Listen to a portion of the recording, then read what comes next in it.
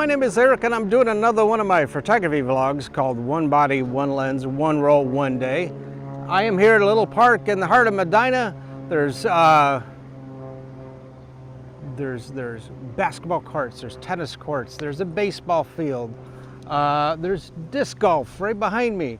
There's paths to walk, to bike, a whole bunch of stuff going on right now. In fact, I think there's a little community festival or something going on, so if you hear some music in the background, it's probably because of them. Today's camera is a Pentax ZX50 you've seen a couple times. This is powered with a AA power pack that you can get. There's always an option. Normally it'd run off of 2 CR2 batteries, which are about $9 a hit. Now those would typically last 40-45 rolls of film, depending upon how much you use the pop-up flash. The AA packs didn't last quite as long, but decently enough, about 20 rolls, depending upon how much you use your pop-up flash. That was always the bigger drain.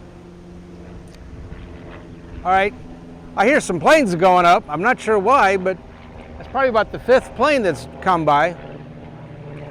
Just normal single engine stuff.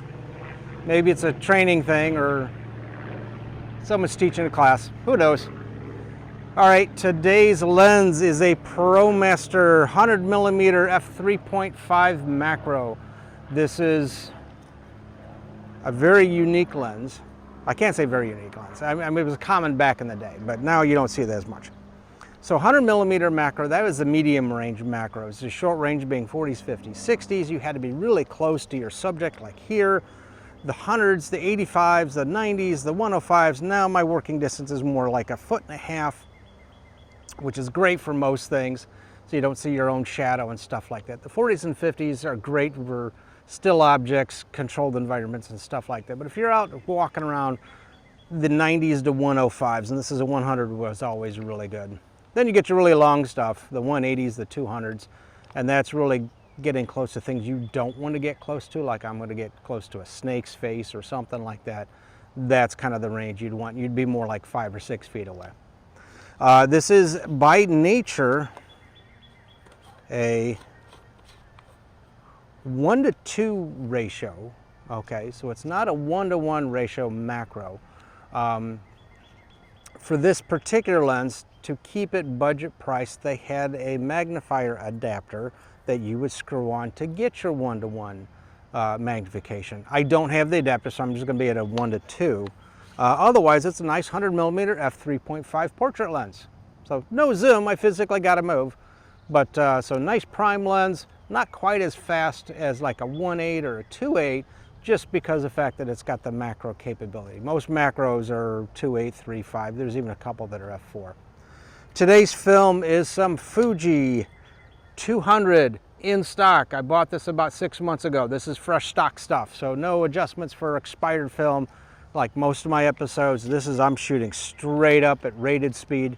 This camera does have the DX codes pins, so it should read it automatically. I'm going to drop it in there.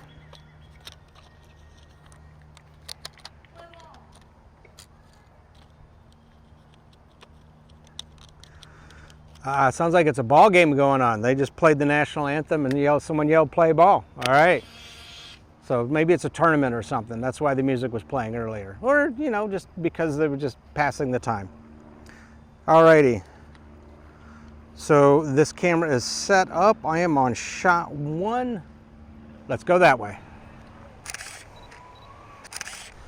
So this lens and many of the other lenses from back in the 90s and early 2000s and late 80s is an autofocus lens. You can kind of hear it autofocusing. But it uses what's called a gear drive. So the gear's in the body to move the focus on the lens, and you know, hey, it works, it does fine. If you've got standard level bodies and standard level lenses, they did just great. The problem was that when you put the bigger lenses, like a 80 to 200 2.8 or a 300mm f4, the base level bodies usually didn't have a strong enough motor and would slow down the autofocus a little bit and or kill your batteries a little faster because it was trying to torque a bigger optic. Now, as things shifted in the mid-90s from a gear drive autofocus to electronic autofocus, where the motors were now built into the lens, and the body just communicated, hey, focus here, and the lens snapped in, then you could use for Nikon, they were called AFS, for Pentax, they were called DAs, for Canons, they were called EF glass. Now you could put the bigger lenses on the standard bodies and it would still be just as zippy because of the fact that the motor was now built into the lens. All right, now let's see, now it was a sonic motor, ultrasonic motor, whatever you wanted to call it, depending upon the brand. Now there's some new pulse motors going on. Those have been out for a couple years, maybe 10 years now. Check your compatibility if you use a pulse motor lens. Some of the Nikons call them AFPs on some of the earlier bodies. Some of the newer motors are VCM motors, which is it's a weird electronic motor that uses magnets. The only thing that I would be worried about is that those magnets produce a very slight magnetic field. And there's only about 3 or 4, and they're brand new lenses, like stuff for digital. The VCM lenses or the electronic magnetized autofocus system lenses, again, they do produce a very slight magnetic field and can, in some cases, affect medical devices. So if you've got a pacemaker, or if you've got some other type of device, glucose monitor, whatever, realize that the very slight magnetic field caused by those slight lenses might affect your medical equipment, typically within the range of a foot. So you're not affecting anybody else by using one of those lenses, but you might affect something that you're on. So just be aware that these brand new autofocus lenses are coming out for digital.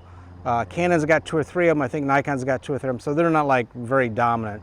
They're just some brand new stuff. Be careful if you've got a medical device. All right, that's my tip of the day. All right, let's go that way. I'm on shot 11 out of a rule of 36. All right, let's go. All right, so I mentioned in previous episodes that, at least, you know, for the longest time, a lot of companies put their name on other manufacturers' lenses and sold them as their own product. Very common practice. Some of the Promaster stuff that I've shot before were Tamron lenses in disguise. Some of the Quantary stuff that I've shot has been Sigma lenses in disguise. This 100mm 3.5 was actually neither one of those. It was a Phoenix lens. Now, just brand company that was out there back in the day. Optically, she's actually very nice. It actually was a very sharp macro lens. But it is more of a plastic barrel, so you do have to be a little bit more careful than maybe some of the other ones that maybe had a little bit more aluminum in the barrel. So very lightweight, very budget-friendly lens, decent optics, but not quite as rugged as maybe the actual branded stuff. And that's one way that you could, you know, tell the difference between a branded lens and a third-party lens. All right, more disc golf stuff that way, path that way. We're gonna go that way after I get a shot that way. All right, let's go. All right, so I shot my last photo. I was away from the camera when it kicked into rewind. I wasn't paying attention. I was shooting a flower. It kicked into rewind, so I don't know if I got the extra shot or not. I don't think I did, so I think I just got the 36 on this guy. Anyway, today's camera was a Pentax ZX50 with the AA battery grip. This one does have the date back on back, but the battery's long since dead, so I didn't replace it. But if you have the date back turned on, it'll be like a computer numerical, usually red or orange in the bottom left-hand corner, like maybe right about here in a still photo. Great for a reference photo, but if you're taking cool landscapes and stuff like that, definitely turn it off, because Photoshop, yeah, you can kind of get rid of it, but the less you do in post, the better you are as a straight shooter. Today's lens was the Promaster 100mm 3.5 macro, made by Phoenix. Not Phoenix the film, it was a lens company back then. They really didn't put out much of their own stuff. They did a couple. They had a cool fisheye for skateboarding type stuff, but this one Promaster bought, put Promaster's name on it, and then sold it under the Promaster badge. Today's film was some in-date Fuji 200, stuff I bought maybe about 6 months ago in a 3-pack, and this was the last roll from that 3-pack. So I shot it at-rated. If I get some cool photos, feel free to give them a thumbs up. Feel free to comment on your experience on the new stock or the current stock of the Fuji 200, Pentax ZX series bodies, or even your macro stuff. Feel free to subscribe as new episodes try to come out about every Friday and every Saturday, with bonus episodes or technical episodes happening every now and then. My 100th episode, I took a Fuji 619 out, nice panoramic medium format. I did not load it correctly, or actually did not shoot it correctly. I shot 3 rolls of film through that for this project.